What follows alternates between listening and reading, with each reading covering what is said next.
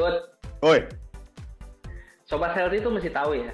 Ah. Hari ini itu hari Sabtu, Betul. malam Minggu gitu. Betul. Di saat gue pengen punya acara bersama keluarga gitu kan, pengen acara bersama istri gitu kan, berduaan romantis gitu, biarpun bininya nggak mau gitu, yang penting gue mau gitu. Nah, dia ajak rekaman, kesel gak? Enggak, Sobat Healthy, kalian mesti tahu bahwa gua ingin menyelamatkan istrinya sebetulnya. Istrinya chat gua kemarin, dia bilang, "Bud, ajak rekaman di weekend." Kenapa lu? Ada ajak gua jalan nih. Lu kan tahu gua balas sama dia sebenarnya. Ya maksud gua gini loh. Gua pasti nyelamatin istri lu kan. Maksud gua kan sebagai pertemanan yang baik, pastilah jangan sampai membebankan istri. Jadi gua bilang, "Udah rekaman aja ya." Daripada lu ngajak dia juga nggak suka, nggak happy kan. Jadi pasti mesti tahu bahwa sebetulnya Adrian sama istrinya nih nggak terlalu oke lah hubungannya sebetulnya.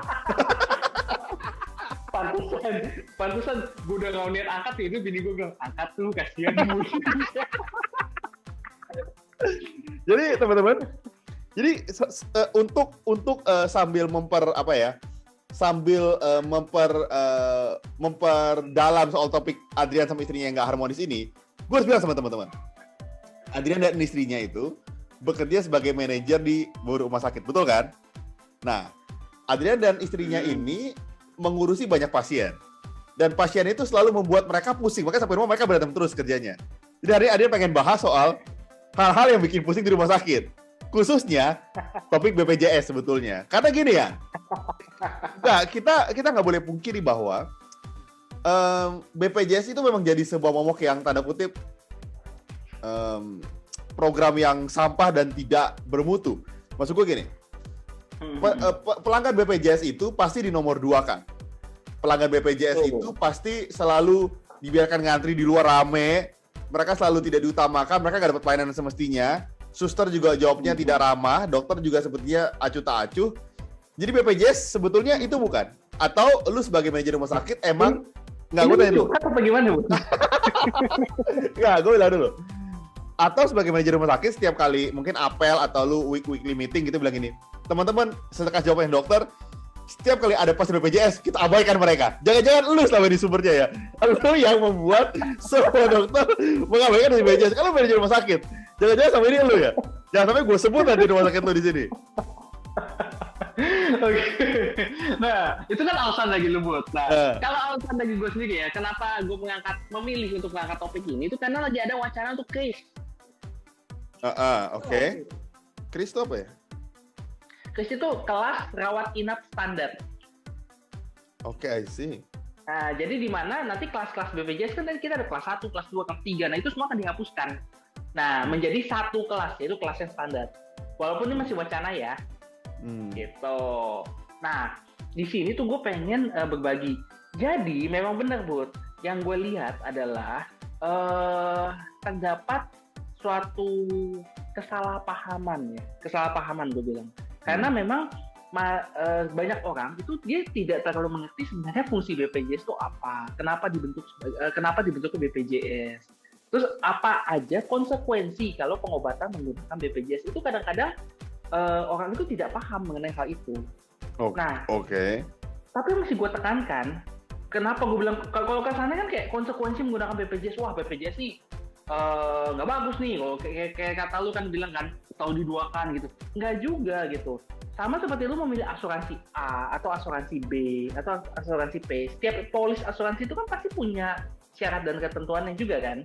Yang artinya itu berlaku syarat dan ketentuan yang berlaku juga gitu. Jadi ada konsekuensi dari setiap asuransi yang kita pilih. Oh enggak, salah lo. BPJS tuh kita nggak milih. Kita diwajibkan bayar dari perusahaan, dipotong gaji kita. Salah lu kalau gitu. BPJS itu dipaksa tuh betul ya. Nah, Bud, itu konsekuensi nomor 1. Yan, oke. Gua paham. Maksud gue gini, karena gue pengguna asuransi swasta, gue bayar, ada pilihannya tentunya. Rate harga juga beda-beda. Dapat kelas berapa juga beda-beda. Tapi kan, ini yang lu harus setuju dengan gue. Pasien BPJS itu diabaikan biasanya.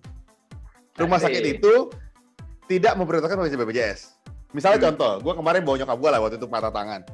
Bawa ke rumah sakit, ditanya bayarnya BPJS atau pribadi? Ruang lu khusus ya? Ruang lu khusus. Yang lain itu di luar semua. Maksud gua, itu terjadi kan? Iya dong, lu nggak boleh pungkiri dong. Ah, coba lu jawab itu maksud gua. Apakah rumah sakit membuat skema itu? Oke, Bud. Skenario yang lu ceritain itu sebenarnya sering banget ya gue lakuin gitu. Jadi sampai ada jargonnya gitu. Kalau misalnya buat kita tenaga medis jatuhnya apa karena saya pakai BPJS gitu. Semua dipertanyakan. Pertanyaannya ada satu, apa karena saya pakai BPJS gitu. Mungkin beberapa jawabannya ada iya dan tidak. Di sini posisi gue sekali lagi gue netral ya Bud ya. Jadi gue nggak mendukung rumah sakit karena gue tahu juga ada beberapa oknum rumah sakit yang sengaja memanfaatkan BPJS. Ada beberapa oknum rumah sakit juga yang mungkin memang benar memandang sebelah mata pasien yang menggunakan BPJS. Oke. Gitu. Dan rumah sakit itu salah satunya? Gue kan tanya. Oh enggak? Enggak. Kalau gue bilang iya gue dipecat. Nah, tapi contohnya gini Bud ya. Gue memberikan analoginya seperti ini. Ini berdasarkan pengalaman lu ya. Maksudnya kenapa kalau BPJS itu dikumpulkan di keuangan yang biasa, tapi kalau misalnya menggunakan jaminan atau cash itu biasanya di keuangan tertentu misalnya. Lu pasti pernah ke Dufan dong, Bud? Iya. Ya, pernah. Kan? Nah, lu tahu kan ada jalur fast track? Betul, iya. Ya, dimana kalau misalnya pelanggan itu yang pengunjung datangnya lebih menggunakan kartu yang lebih eksklusif, maka dia disediakan fast track. Iya. Ya kan? Nah, menurut lo etis nggak kalau misalnya lu masuk ke Ancol ya menggunakan layanan biasa terus abis itu lu marah-marah ke petugasnya, lu mau masuk layanan VIP terus lu bilang apa karena saya bayarnya reguler? Bentar. Lu nggak bisa begitu dong komparasinya. Maksud gua gini, itu kan hiburan. Ini kan jaminan keselamatan, kesehatan, nggak bisa dong komparasinya, susah dong. Nggak, gini kan, analogi lu gue setuju. Tapi kan gini, kita harus pukul rata. Tapi kan rumah sakit itu dibayarin pemerintah dengan BPJS-nya. Kalau kan dikasih duit juga, dong. Nah, oke. Nah, sekarang nih Bud ya. Jadi, analogi itu berlaku kalau misalnya pengobatan di poli. Dalam arti kita nggak melihat adanya kegawatan pada pasien. Oke. Ya kan?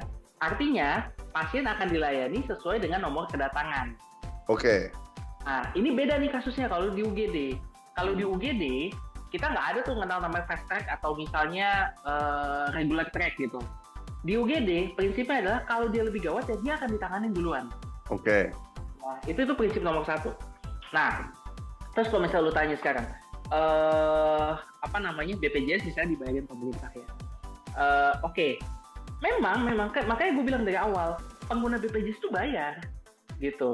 Tidak pernah ada orang yang menyatakan bahwa pengguna BPJS itu gratisan.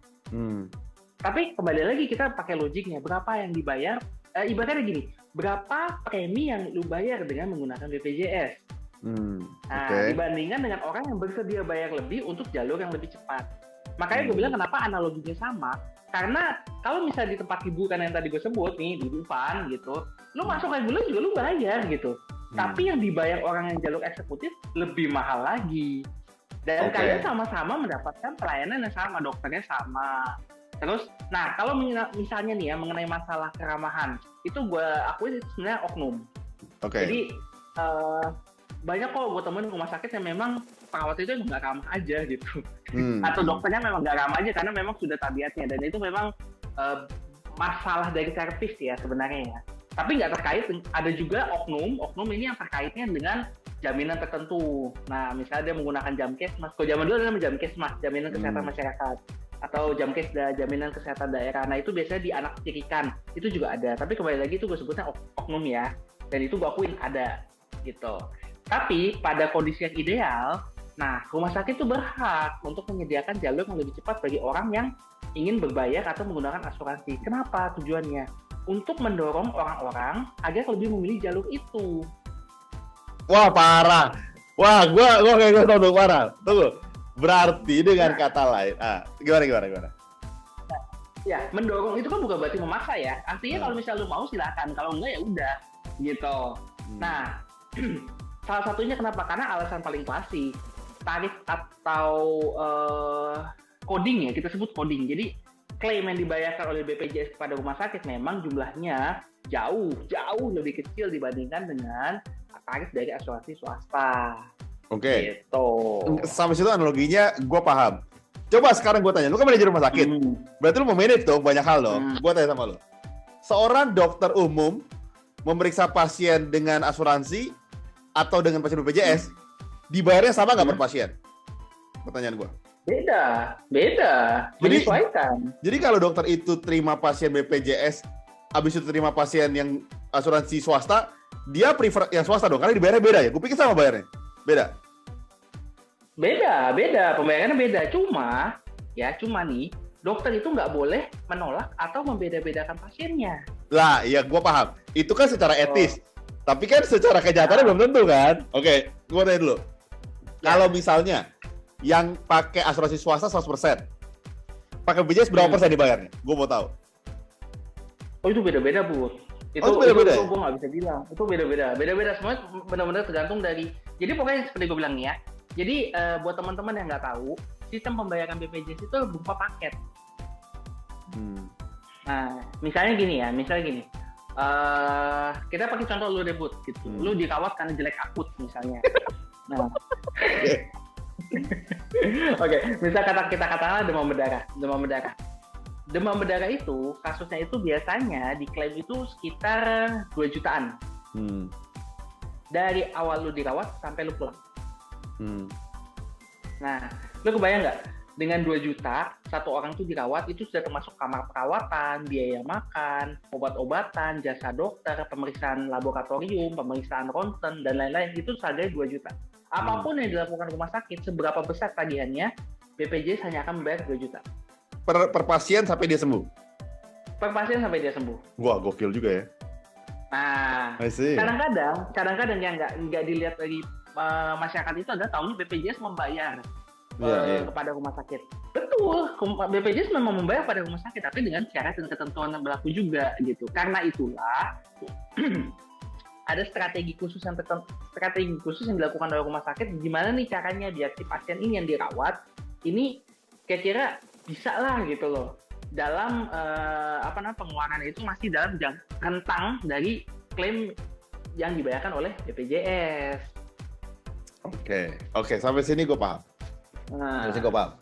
Kalau gitu pertanyaan gue, kenapa rumah sakit tidak menolak pasien BPJS? Nah, salah satunya itu kan aturan. Karena dari pemerintah. tapi Bud, dari tadi kan gue ngomong nih kesannya seolah tuh BPJS jelek banget gitu kan. Positifnya cari gue ngasih netral gitu.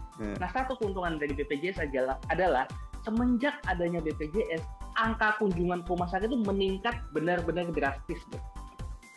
Oke, dan itu merugikan kah atau menguntungkan? Gue nggak lihat dari sisi ekonomisnya ya, tapi gue melihat bahwa ini adalah suatu perkembangan yang sangat bagus. Artinya, masyarakat tidak takut lagi untuk berobat. Benar nggak? Make sense. Nah, jadi yang tadinya nih, misalnya pasien itu benar-benar menunggu bahwa sakitnya benar-benar berat, baru dia berobat ke rumah sakit.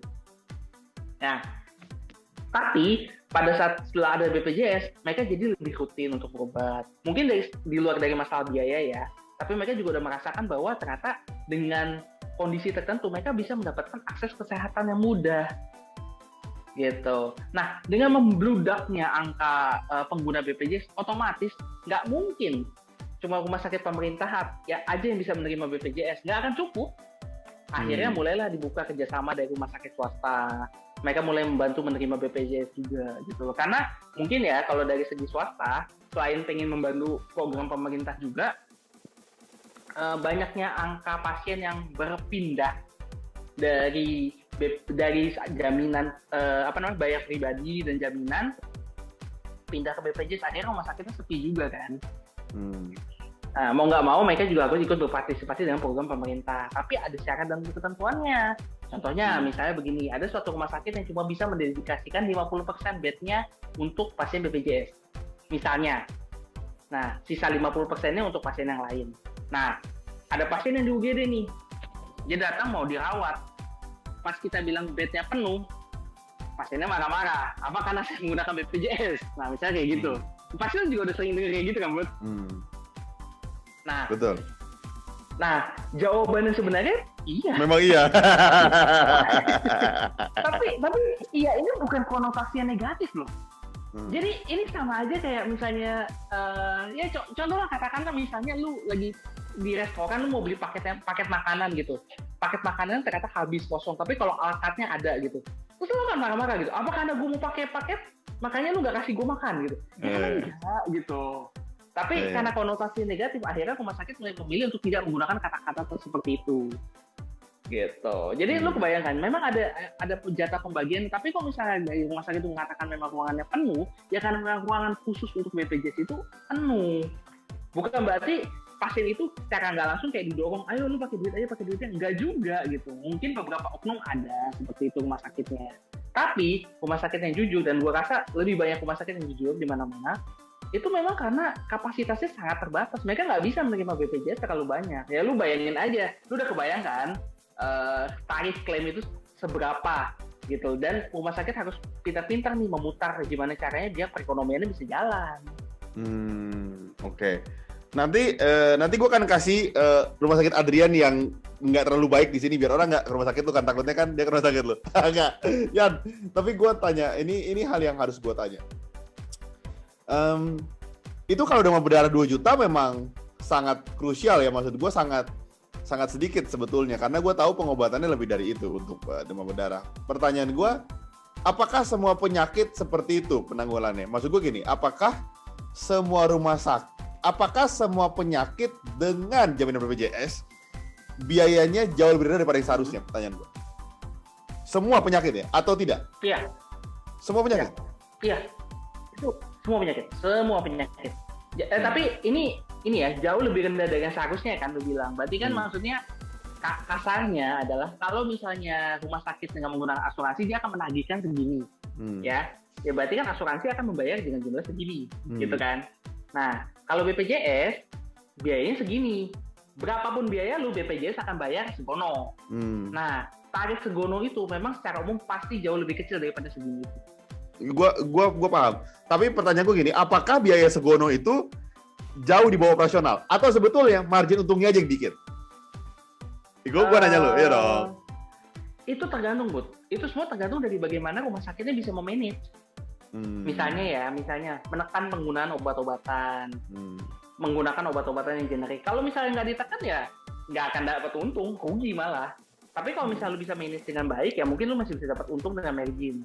Nah, marginnya kecil atau besar itu tergantung kembali lagi bagaimana cara lu memanage. Karena ada kok rumah sakit yang benar-benar hidup hanya dari menggunakan jaminan BPJS dan bisa berkembang gitu. Tapi ada juga yang ya itu tadi, mereka menerima BPJS hanya sekedar syarat karena mereka benar-benar nggak bisa memanage-nya gitu. Ujung-ujungnya jadi BPJS itu agak sedikit jadi beban buat mereka. Oke, gua nanya lagi sama lo, Yan, rumah sakit khusus ibu dan anak biasanya nggak menerima BPJS, bener nggak? Atau enggak? Itu gue nggak tahu deh, Bud. Maksudnya nggak ada rahasia umum atau kesepakatan nggak tertulis gitu ya. Kembali lagi sih sebenarnya rumah sakit itu dia mau menerima BPJS atau enggak itu tergantung dari perencanaan dari rumah sakitnya. Tapi kan rumah sakit tidak bisa menolak BPJS dong, kata lo bilang. Kan pemerintah mewajibkan terima BPJS dengan tentu kapasitas dia. Kebanyakan bebannya di rumah sakit ibu dan anak itu karena mereka itu jadi benar-benar cuma bisa menerima pasien ibu dan anak.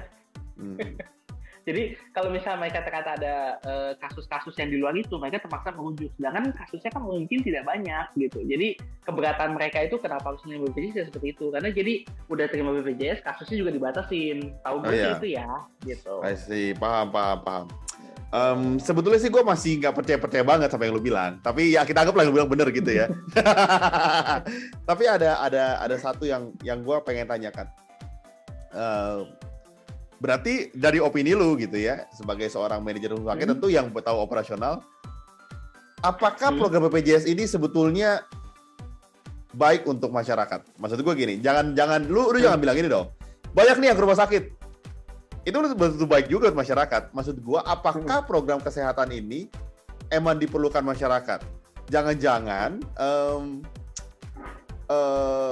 tidak membantu segitunya. Misalnya contoh, membuat banyak rumah sakit yang defisit, membuat perekonomian rumah sakit jadi nggak maksimal. Pandangan lu gimana? Lu di rumah sakit lu lah, BPJS. Apakah menurut lu keuangannya jadi stabil atau malah keuangannya jadi nggak stabil kalian terima ini? Kalau gue sendiri, gue termasuk saat ini ya, maksudnya, gue tuh termasuk orang pro BPJS gitu. Cuma sistemnya masih harus diperbaiki. BPJS ini kan masih project bayi ya, baru berjalan berapa ya? 7 atau 8 tahun gitu. Ini benar-benar baru banget sebenarnya gitu. Masih banyak pembenahan yang mesti dilakuin. Jadi kalau misalnya secara kasar, gue mesti bilang bahwa dengan BPJS, semua orang bisa mendapatkan akses pelayanan kesehatan yang cukup. Yang cukup dalam arti, maksudnya kita belum bisa memberikan pelayanan kesehatan yang maksimal. Gitu. Misalnya gini Bud ya, gue ambil kasus misalnya contoh operasi jantung aja deh, operasi jantung bypass. Nah, operasi jantung bypass itu kan sebenarnya adalah tindakan yang luar biasa banget biayanya. Ya. Kalau lu nggak ada BPJS, orang biasa mungkin akan sangat sulit untuk bisa melakukan operasi. Gitu. Tapi dengan BPJS, lu bisa melakukan operasi itu dengan tarif BPJS. Kalau misal lu melakukan di pemerintah, berarti kan memang lu hanya membayar iurannya aja gitu kan. Lu bayang nggak seberapa kebantunya orang itu? Gua ngerti. I see. Nah, tapi downside-nya, karena belum semua rumah sakit bisa melakukan operasi itu dengan menggunakan BPJS, akhirnya cuma beberapa fasilitas saja kan yang bisa melakukan. Ujung-ujungnya, antriannya membludak. Kalau nggak salah dulu ada pengalaman teman kita sendiri, orang tua teman kita, gitu. Dia itu menunggu antrian untuk operasi jantung itu sekitar 6 bulan kalau nggak salah. Kalau nggak, selama 6 bulan kalau nggak salah. Nah, sedangkan kalau misalnya prinsip operasi jantung kan, ya namanya jantung udah tersumbat ya, harus secepat mungkin kan. Paham. Gitu. Sehingga itulah contoh tidak maksimal. Makanya gue bilang, tiap orang bisa mendapatkan akses pelayanan kesehatan yang cukup, tapi masih belum maksimal. Harapan gue sih ke depannya, BPJS itu bisa semakin dimaksimalin. Gitu. Jadi pasien juga nggak perlu nunggu lama, dan mungkin kalau dari segi rumah sakit ya mungkin akan ada penyesuaian kah gitu, atau mungkin semacam sosialisasi loh, bagaimana sih cara kita bisa memanage nih gitu. Karena sebenarnya mereka menetapkan tarif BPJS juga kan nggak asal-asal gitu kan. Mereka udah punya adur dari prosedur orang luar. Setahu gue itu disadur dari sistem coding Malaysia, tahu gue ya. Artinya di Malaysia ini juga udah bisa berjalan, dan rumah sakit bisa hidup dengan itu gitu. Cuman mungkin ada beberapa rumah sakit yang masih belum bisa mengadaptasi caranya, melakukan penyesuaian seperti itu. Jadi akhirnya masih gonjang-ganjing nih. Harapannya sih ke depannya BPJS bisa seperti itu, Bu.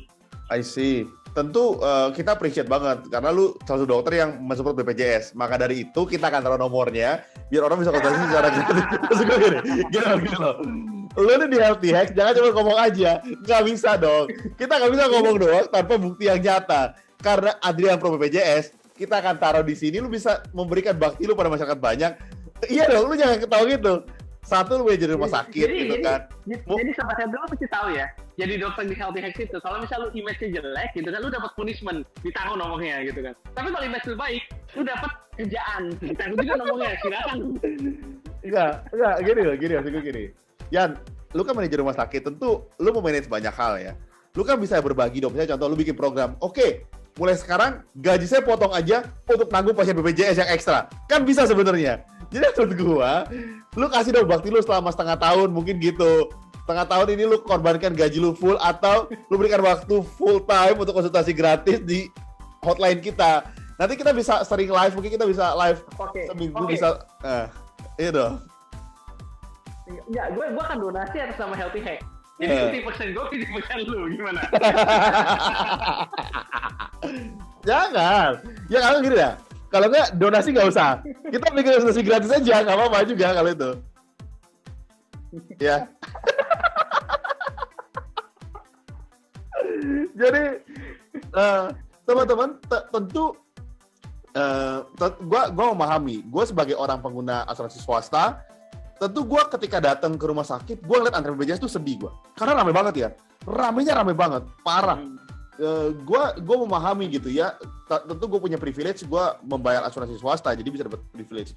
Tapi teman-teman juga mesti tahu bahwa pemerintah berjuang keras untuk lu bisa bayar iuran kan, gue tau ya ada dari 80.000 sampai 150.000 kalau nggak salah ya. Mungkin gue salah, tapi lu bayangin kalau lu dengan 150.000 tiba-tiba lu bisa operasi bypass jantung yang which is nggak mungkin lakukan dengan event gaji lu bisa punya 50 juta sebulan gitu. Tentu itu sebuah privilege juga yang dimiliki sama orang. Kita berharap tentunya gue dan Adrian sistem BPJS diperbaiki lebih lanjut, tapi juga kritik gue mungkin buat tenaga medis yang denger, please jangan bedakan antara pasien yang BPJS dan non BPJS karena tentu menyakitkan buat kita gitu. Tentu rasanya nggak enak gitu ya. Maksudnya gue yang pengguna asuransi swasta aja lihatnya kadang-kadang nggak enak gitu. Kayak gue merasa gue dikhususkan nggak enak, apalagi teman-teman yang pakai BPJS. Jadi saran gue sih teman-teman bisa terus memberikan service yang sama gitu ya. Dan kalau misalnya teman-teman dirasa kurang, nanti gue kasih hotline-nya Adrian tetap biar kita bisa berbagi juga dengan Total. Jadi semoga abis ini Adrian mau memberikan nomornya, gue akan taruh. Jadi kalaupun ada oknum yang salah, ingat masih ada Happy Hacks yang oknum yang baik yang bisa berbagi secara gratis. Gitu. Itu dari gue menutup siang. Lu mau nambahin lagi? Buat jelasin oknum yang baik itu kayak apa sih? Ya itu tadi. Kalau mereka nggak memberikan servis gitu, mereka bener-bener, wah udahlah. Nah kita masih bisa ngasih ya. Kita Healthiest masih bisa memberikan itu loh. Lu harus gitu dong. Iya. Itu bukan oknum yang baik, Bu. Itu oknum yang tobat. Kalau dari gue, ya, betul. Jadi gue juga pesan sih buat kita ya para tenaga kesehatan gitu. Kita tahu sih, mungkin kebanyakan ya, Bu ya. Tapi ini bukan pembelaan. Tapi mungkin salah satu alasannya juga kenapa tenaga kesehatan itu agak melupakan pelayanan servisnya, itu salah satunya itu karena pasien yang membludak. Pasti. Gitu. Nggak bisa dipungkiri, Bud. Maksudnya kalau lu bilang pelayanan servis manapun harus baik, misalnya di bank juga harus baik gitu. Cuma ada satu yang dilupakan ya. Kalau misalnya tenaga kesehatan tuh kadang-kadang kita itu terpacu terus adrenalinnya, Bud. Karena kan kita kan harus menangani kasus-kasusnya itu kan kasus-kasus kadang berat, kadang-kadang kasus harus membutuhkan cepat gitu. Dan kalau kita melakukan kesalahan, tuntutan itu nyawa gitu. Jadi kita itu kadang-kadang memang terlalu tegang ujung-ujungnya, sehingga ada beberapa teman sejawat yang juga mungkin melupakan kalau keramahan itu juga menjadi salah satu yang bisa menenangkan pasien. Nah itu gue akuin itu memang ada seperti itu. Nah, tapi pesan gue juga untuk para masyarakat di luar sana, kalau bisa hilangkan stereotip bahwa BPJS itu adalah pasien kelas 2 gitu. Jadi jangan datang ke rumah sakit sudah dengan defense duluan bahwa karena gue menggunakan BPJS, gue pasti mendapatkan pelayanan jelek gitu. Atau karena gue mendapatkan BPJS, gue pasti pasien kesekian gitu. Karena sebenarnya image seperti itu justru berbalik. Hubungan dokter tenaga medis dengan pasien itu sebenarnya kan harus dilandasi dengan kepercayaan. Benar nggak? Lu datang berobat ya lu percaya dengan tenaga medisnya kalau lu akan ditangani dengan baik. Kalau lu nggak percaya, ujung-ujungnya pasti hubungan pengobatan itu nggak akan berjalan dengan lancar. Contohnya misalnya lu nggak percaya sama dokternya, apapun yang dibilang sama dokternya juga lu nggak akan percaya dan lu nggak akan ikutin. Kalau gue bikin podcast ini aja nggak percaya sama lu kok sebenarnya. Jadi gue memahami kondisi itu. Gue aja nggak yakin banget yang lu bilang. Terus ya. Gak apa-apa lu gak percaya. Yang penting pendengar kita percaya. Nah, kalau misalnya mereka gak percaya, gak ngikutin pengobatan, ujungnya gak sembuh juga gitu. Dan begitu mereka gak sembuh, mereka akan memperkuat kayak, tuh kan, ngapain gue berobat? Gue gak percaya berobat. Karena gue BPJS, gue gak sembuh gitu. Padahal itu kan sebenarnya karena masalah percaya gitu. Satu kasus Putin, kalau misalnya masih ada waktu, gue mau share sedikit aja. Jadi ini pengalaman teman gue sih, bukan gue pribadi. Itu di rumah sakit di daerah waktu itu. Suami istri, pasangan muda lagi hamil anak pertama, itu lagi mau dalam fase melahirkan, gitu. Melahirkannya secara normal, memang normal gitu, karena dia tidak ada indikasi untuk dilakukan operasi. Nah akhirnya ini kan dimasukkan ke dalam ruang persalinan sambil menunggu. Ya namanya ibu muda, kehamilan pertama, otomatis pasti persalinan panjang lama prosesnya, ya kan Bud? Nah, gue nggak tahu deh, lu ngerti atau enggak? Lu kan nggak nemenin istri lu kan tahu beres aja di rumah. Nah, dia datang berkali-kali gitu, suaminya datang gitu ke tempat bidan gitu. Dia bilang dia ngeluh istrinya tuh kesakitan. Lah bidannya mau bilang apa, namanya proses persalinan ya memang seperti itu kan. Gitu, kita harus menunggu gitu, biarpun dia kesakitan nyarinya setiap beberapa waktu. Nah, sampai akhirnya suaminya nggak tahan, meledak lagi, dia marah-marah di tempat bidan itu. Ini kenapa sih saya didiemin seperti ini sih, kesakitan nih? Apa karena saya pakai BPJS? Iya. Jujur ya, itu cerita pengalaman itu bener-bener maksudnya masih terngiang-ngiang banget di kepala gue gitu. Segitu jeleknya stereotip dia sampai dia tuh lupa gitu. Kalau misalnya persalinan prosesnya seperti itu. Mau dia menggunakan asuransi, mau dia menggunakan jaminan, apapun. Ya, proses persalinan yang seperti itu gitu. Cuman karena stereotip itu kan, nah lu kebayang nggak? Mungkin tenaga kesehatan yang ada di sana, gue mendengar ceritanya ya gue ketawa gitu. Lu dengar ceritanya lu ketawa kan, itu lucu gitu. Tapi orang yang ada di sana bisa aja kan, jadi yang lagi kerja itu kan jadi moodnya keganggu juga kan. Paham. Masih ngatasin seperti apa gitu, dan ujung-ujungnya jadi mungkin hubungan antara petugas kesehatan yang ada saat itu dengan pasiennya juga jadi semakin kurang baik gitu. Yang ujung-ujungnya nanti hubungan pengobatannya, hubungan terapeutiknya itu jadi terganggu juga gitu. Jadi sebenarnya semuanya ada asal muasal sih. Tenaga kesehatan kita mesti memperbaiki diri, kita mesti improve terus, tapi mohon dari masyarakat juga kita mengubah pandangan kita. BPJS itu bukan pasien kelas 2, tapi memang ada syarat dan ketentuan yang berlaku dan kita mesti melihat juga. Antrian yang panjang ya karena penggunanya banyak gitu. Bukan karena sengaja dilamain. Nah dokternya juga maunya cepat selesai, biar cepat pulang, cepat ketemu bini, asik. Curhatan gue. Ya, ada. I see, ya. Jadi memang harus ada keseimbangan dari kedua belah pihak ya. Nah, teman-teman, thank you banget udah support kita terus, dan kita akan terus ngasih informasi kesehatan. Sekalipun mungkin teman-teman nggak percaya Adrian, karena gue juga nggak percaya banget, tapi ya udahlah, at least kan bisa jadi bahan referensi dan bisa di cross check sama teman-teman yang lain gitu ya. Tapi kita harap tentu semua hal menjadi lebih baik lah. Kita tahu kan nggak ada yang sempurna, kita tahu juga semua terus berkembang gitu ya. Kita support terus, dan gue harap juga kita semua saling berbenah supaya kesehatan Indonesia jadi lebih baik gitu. Jadi dari gue itu aja, teman-teman. Sampai jumpa di episode selanjutnya. Stay healthy, stay alive. Bye-bye. Bye.